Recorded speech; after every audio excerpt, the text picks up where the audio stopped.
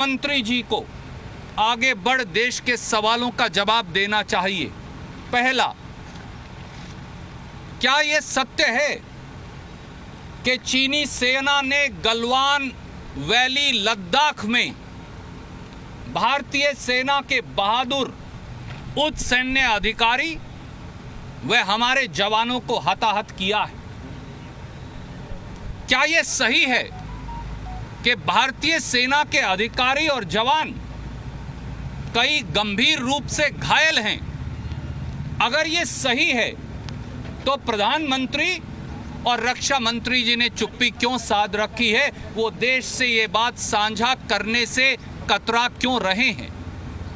दूसरी बात, अप्रैल और मई 2020 से लगातार ये खबरें आ रही हैं कि लद्दाख में 3 जगह, पेंगोंग सो लेक इलाके में, गलवान वैली में और हॉट स्प्रिंग्स में चीन ने भारतीय सीमा पर, हमारी धरती पर कब्जा कर लिया है। परंतु प्रधानमंत्री जी और रक्षा मंत्री जी ने लगातार इस मामले पर सार्वजनिक तौर से बोलने से इनकार कर दिया। प्रधानमंत्री जी, रक्षा मंत्री जी, क्या आज आप देश को सामने आकर बताएंगे कि क्या यह बात सही है कि चीन ने 3 जगह भारत की सरजमी पर कब्जा कर लिया है? अगर हां तो जवाब दीजिए और अगर ना तो भी जवाब दीजिए। तीसरी बात, तथाकथित तरीके से अगर यह वाकया कल रात को हुआ जिसमें हमारे सैनिक वीरगति को प्राप्त हुए, तो इस मामले को कल रात से आज 12:52 दोपहर तक सार्वजनिक क्यों नहीं किया गया?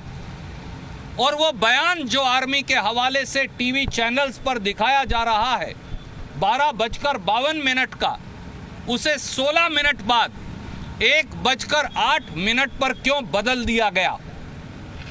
मोदी जी और रक्षा मंत्री जी बताएं कि इसके पीछे क्या कारण है। और नंबर 4, अगर ये सही है कि गलवान वैली में चीन अपनी सेना पीछे हटाकर लाइन ऑफ एक्चुअल कंट्रोल की ओरिजिनल पोजीशन पर जा रहा था, तो फिर हमारी सेनाओं में झड़प होने का कोई कारण था ही नहीं।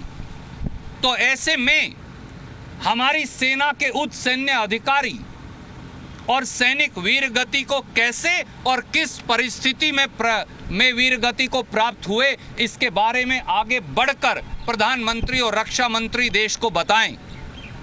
और 5वीं और आखिरी सवाल देश का, प्रधानमंत्री जी देश को यह भी बताएं कि ऐसे समय में जब राष्ट्रीय सुरक्षा और हमारी भूभागीय अखंडता दोनों को लगता है कि चीन के द्वारा चुनौती दी जा रही है, जैसा खबरों से लग रहा है, तो इस गंभीर स्थिति से निपटने और राष्ट्रीय सुरक्षा और देश की भूभागीय अखंडता की रक्षा करने के बारे प्रधानमंत्री और भाजपा सरकार की नीति क्या है?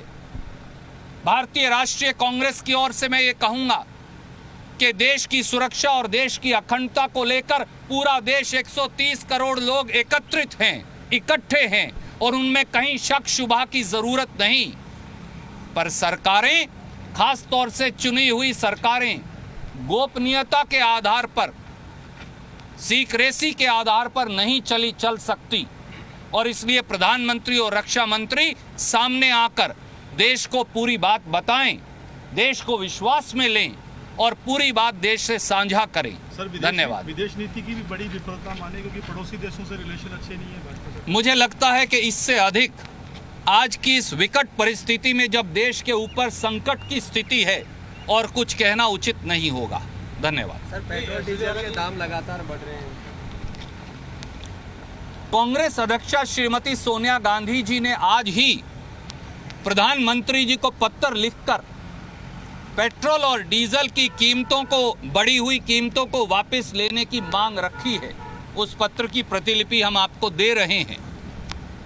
10 दिन से लगातार पेट्रोल की कीमतों में 5 रुपया 80 पैसे प्रति लीटर वृद्धि हुई और लगभग 5 रुपया 70-75 पैसे डीजल की कीमतों में भारत सरकार भाजपा सरकार द्वारा वृद्धि की गई। इससे पहले 5 जून को प्रधानमंत्री मोदी जी ने डीजल पर 13 रुपया लीटर एक्साइज ड्यूटी बढ़ा दी और पेट्रोल पर 10 रुपया प्रति लीटर एक्साइज ड्यूटी बढ़ा दी। और उससे एक महीना पहले 5 मार्च 2020 को 3 रुपया लीटर पेट्रोल और डीजल की कीमतों में वृद्धि की गई। इन लगभग 12 बार की गई वृद्धि से मोदी जी की सरकार ने इस देश के लोगों से 2,75,000 करोड़ रुपया अतिरिक्त कमाया है। सरकार कोरोना की महामारी और आर्थिक संकट के समय वसूली की दुकान है या जनता की मदद करने की संस्था? इसीलिए श्रीमती सोनिया गांधी ने आगे बढ़कर याद दिलाया है कि मोदी सरकार ने 6 साल में पेट्रोल डीजल पर एक्साइज ड्यूटी बढ़ाकर 18 लाख करोड़ रुपया कमाया है। मोदी जी, हमारा आपसे विनम्र निवेदन है, इस देश के 130 करोड़ लोगों की ओर से, किसान आज फसल बीज रहा है, मध्यम वर्गीय लोग और छोटे छोटे उद्योग संकट में हैं। पेट्रोल और डीजल की कीमतें वापस ले, कच्चे तेल की कम कीमतों की राहत आम जनमानस को दें।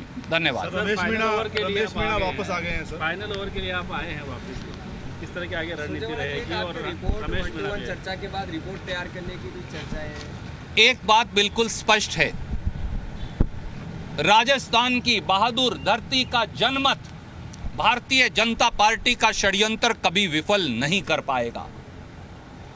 भाजपा के षड्यंत्रकारी लोगों ने राजस्थान की बहादुर धरती की अस्मत, राजस्थान के बहादुर संस्कार और संस्कृति को चुनौती दी है। और इसलिए न केवल कांग्रेस बल्कि निर्दलीय और दूसरे दलों के विधायकों ने एकजुटता दिखाते हुए उस षड्यंत्र के दांत खट्टे किए और श्री अशोक गहलोत जी के नेतृत्व में और हमारे प्रदेश कांग्रेस कमेटी के अध्यक्ष सचिन पायलट जी के नेतृत्व में ये दिखा दिया कि राजस्थान की माटी की बहादुरी का मोल कोई नहीं लगा सकता। हमें प्यार से, स्नेह से, आशीर्वाद से तो कोई खरीद ले, परंतु षड्यंत्रकारी तरीकों से, बोलियां पैसों से लगाकर, काला धन लगाकर राजस्थान के विधायकों की या राजस्थान के लोगों की अस्मत और उनका मत नहीं खरीदा जा सकता। प्रजातंत्र में इससे करारा तमाचा भाजपा के षड्यंत्र को कोई हो ही नहीं सकता। सर, आपने कोई रिपोर्ट दी आलाकमान को, यहाँ जो कुछ घटनाक्रम हुआ है?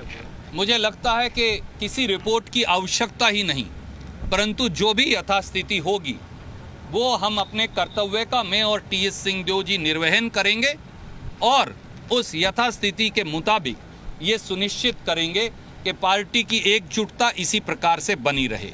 आप सब भी कई दिन से यहाँ हैं, मैं बहुत विनम्रता से आपके सहयोग के लिए आप सबका भी धन्यवाद करना चाहूँगा। बहुत बहुत शुक्रिया। सर, जो षड्यंत्रकारी है उनके कोई प्रॉब्लम? सुरजेवाला को आप सुन रहे थे, राज्यसभा चुनाव के प्रभारी हैं, इस वक्त जयपुर से लाइव मीडिया से मुखातिब हो रहे थे। चीन मुद्दे पर सुरजेवाला ने केंद्र सरकार को जमकर घेरा है, निशाना साधा है, साफ तौर पर कहा है केंद्र सरकार अपनी चीन